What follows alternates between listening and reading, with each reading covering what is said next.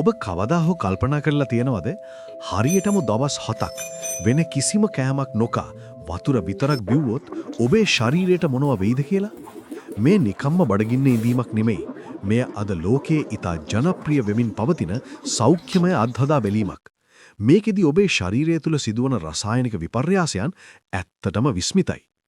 ඔබේ සිරුරේ තියෙන අනවශ්‍ය මේදේ දහනය වීමේ සිට ඔබේ සෛල අලුත් වෙඩියා වීම හෙවත් ඔටෝෆේජි ක්‍රියාවලිය දක්වා දේවල් මේ දින 7 තුල සිදුවෙනවා. හැබැයි මතක තබා ගන්න මේ ලේසි වැඩක් නෙමෙයි වගේම අවදානමකුත් තියවා. වැදගත්ම දේ මෙම වීඩියෝව අධ්‍යාපනික අරමුණින් පමණයි ඉදිරිපත් කරන්නේ.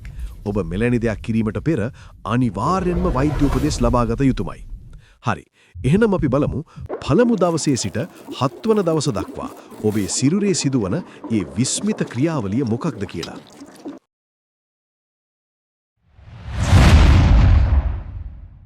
ඔබ ආහාර ගැනීම නැවැත්වූ මොහොතේ සිට පළමු පැය 24 තමයි අමාරුම කාලය. සාමාන්‍යයෙන් අපේ ශරීරය දුවන්නේ අපි කන කෑමවල තියෙන ග්ලූකෝස් වලින්. නමුත් ඔබ කෑම නැවැත්වූ විට ශරීරයට ශක්තිය ලබා ගන්න අලුත් ක්‍රමයක් හොයාගන්න වෙනවා. පළමු පැය 24 තුල ඔබේ අක්මාවේ සහ මාංශ පේශිවල ගබඩා වී ඇති සීනි එහෙමත් නැත්නම් ග්ලයිකෝජන් ශරීරයේ විසින් භාවිතා කරන්න පටන් ගන්නවා. මේ වෙලාවෙදි තමයි ඔබට දරුණුම බඩගින්න දැනෙන්නේ. මොකද ග්‍රෙලින් කියන බඩගින්න ඇති කරන හෝමෝනය මේ වෙලාවට වේගයෙන් වැඩි වෙනවා. දෙවෙනි දවසේ වෙද්දී ගොඩක් අයට තරමක හිසර දෙයක් කරකැවිල්ලක් හෝ අධික මහන්සියක් දැනෙන්න පුරුවන්. මොකද ඔබේ ශරීරය මෙච්චර කල් පුරුදු වෙලා හිටිය සීනි වලින් දුවන්න. දැන් සීනි ඉවරයි. ඒ නිසා ශරීරයේ යම්කිසි කම්පනයකටපත් වෙනවා. මේක තීරණාත්මක මොහොතක්. දැන් අපි එන්නේ 3 වන දවසට. මේක තමයි මැජික් එක පටන් ගන්න තැන. ඔබේ ශරීරයේ ග්ලයිකෝජන් සම්පූර්ණයෙන්ම ඉවරයි. දැන් ශරීරයට ජීවත් වෙන්න තියෙන එකම විකල්පය තමයි ඔබේ ඇඟේ තැම්පත් වෙලා තියෙන මේදය, ෆැට්. මේ ක්‍රියාවලියට අපි කියනවා කීටෝසිස් කියලා. දැන් ඔබේ අක්මාව විසින් මේදේ බිඳ දමලා කීටෝන නිපදවනවා. මේක හරියට පෙට්‍රල් වලින් දුවපු වාහනයක් ඉලෙක්ට්‍රික් වලට මාරු වුණා වගේ වැඩක්. පුදුම දේ කියන්නේ 3 වන දවස වෙද්දී අර දරුණු බඩගින්න නැටි වෙලා යනවා. 4 වන දවස වෙද්දී ඊටාම වැදගත් ක්‍රියාවලියක් පටන් ගන්නවා. ඒ තමයි ඔටෝෆැගි. සරලවම කිව්වොත් ඔබේ ශාරීරිය විසින්ම ඔබේ ශරීරයේ තියෙන අක්‍රිය වූ පරණ වූ සහ හානි වූ සෛල කොටස් ආහාරයටගෙන ඒව විනාශ කර දමනවා. මේ හරියට ශාරීරිය ඇතුලෙන් කරන සම්පූර්ණ පිරිසිදු කිරීමක් වගේ. පිළිකා සෛල ඇතිවීමේ අවදානම පවා මේ හරහා අඩු විය හැකි බව විද්‍යාඥයින් පවසනවා. 5 වන දවස වෙද්දී ගොඩක් අයට පුදුමාකාර මානසික පැහැදිලි බවක්, මෙන්ටල් ක්ලැරිටියක් සහ ශරීරයට සැහැල්ලුවක් දැනෙන්න ගන්නවා. මොකද දැන් මොළය වැඩ කරන්නේ ඉතා පිරිසිදු ඉන්ධන වර්ගයක් වන කීටෝන වලින්. මේ කාලය තුල ඔබේ ශරීරයේ ඉන්සියුලින් මට්ටම ඉතාම අවම අගයකට වැටෙනවා.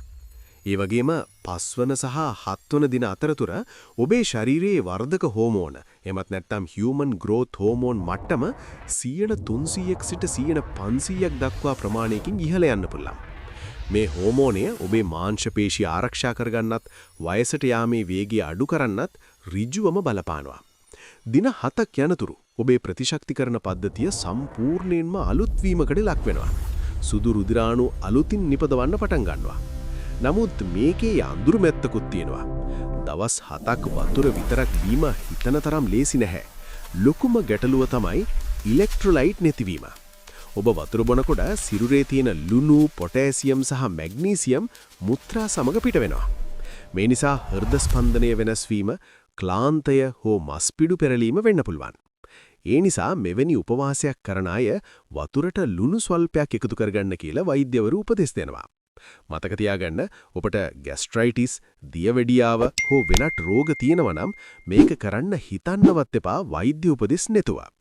දවස් 7කට පස්සේ ඔබ ආයෙත් කන්න පටන් ගන්නෙ කොහොමද? මේක තමයි භයානකම වෙලාව. දවස් 7ක් බඩගින්න ඉඳලා එකපාරටම බත් පිඟානක් හෝ පීට්සා එකක් කෑවොත් එය මාරාන්තික වෙන්න පුරුවන්. රීෆීඩින් සින්ඩ්‍රෝම්. ඔබ උපවාසය අත්හැරිය යුත්තේ ඊටාම සැහැල්ලු දියර ආහාරයකින්. උදාහරණයකට එළවලු තඹපු වතුර හෝ බෝන් බ්‍රොත් වගේ දෙයකින් පටන් අරන් හිමින් ඝන ආහාරවලට යන්න ඕන. ඉතින් දවස් 7ක ජල උපවාසයක් කියන්නේ ශරීරයේ අලුත් වැඩියා කරන ප්‍රබල ක්‍රමයක් වුණාට එය නිවැරදි දැනුම සහ වෛද්‍ය අධීක්ෂණය යටතේ කළ යුතු දෙයක්. මේ වීඩියෝවෙන් ඔබට අලුත් දෙයක් එකතු වුණා නම් ලයික් එකක් දාන්න අමතක කරන්න එපා. යාළුවන්ටත් දැනගන්න ෂෙයා කරන්න. මේ වගේ වටිනා වීඩියෝ දිනපතා බලන්න අපේ channel එක subscribe කරන්න.